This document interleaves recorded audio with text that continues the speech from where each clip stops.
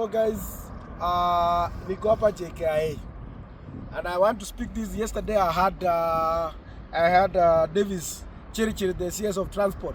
It's like these people are determined to auction this country, to auction this JKIA totally 100%. And they know once they confuse the Kenyans, then they know that they come in the parliament, it's going to be a walkover. Because they have taken over the parliament, they have monopolized the parliament. That's what they know. I was so surprised with the interview of Davis Chirichiri. And this is what led to the Gen Z, where the revolution was to come and happen in this country. I want to tell the President of the Republic of Kenya, Mheshimiwa William Ruto, that we respect you, but learn to listen from the Kenyans. Wewe ukisema ya kwamba ati hii airport unataka kuilease for another 30 years.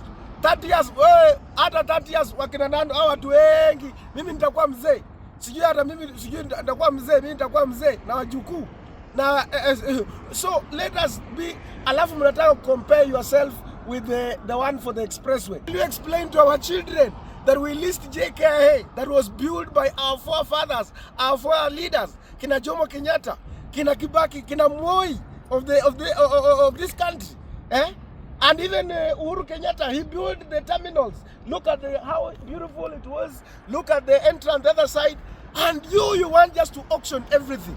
We want to say this, mtuambie ndege gani ambayo imekataa haiwezi land hapa? Obama landed here, and many presidents of the nation of the world landed here at the here JKIA.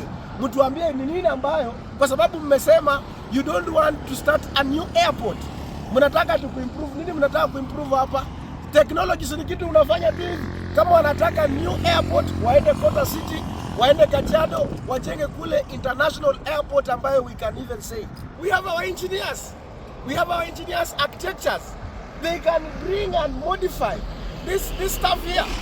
Angalia ile, you cannot compare na hii express, because expressway ilibuildiwa a new project. Even Kenyans can say that this is a new. But sasa mnataka kuweka viraka alafu mtuambie ati mmesha sasa leta ati kujenga.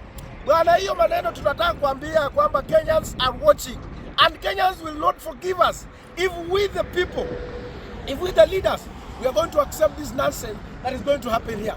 Kwanza Wahindi ndio watu wengine okay, I don't know even what wakikuja hapa wanakuja na 70% of their people, they will be here at the JKIA. Where will our people go? So I want to stand in solidarity with the other Kenyans. That nonsense that they are speaking about, we are not going to accept it. We are not going to accept. Na hii maneno hii italeta shida hii Kenya. If they are going to do and try at yadani kusign deal, hatuwezi kuwa na nchi ya sijini brokers. Nchi haiwezi buildiwa na brokers everywhere, every department brokers. You have to sign a deal, kula pesa, and no way. Ni nini ambayo tutakuja and tell that we have achieved? Hapana, hiyo tumekataa. We have refused that.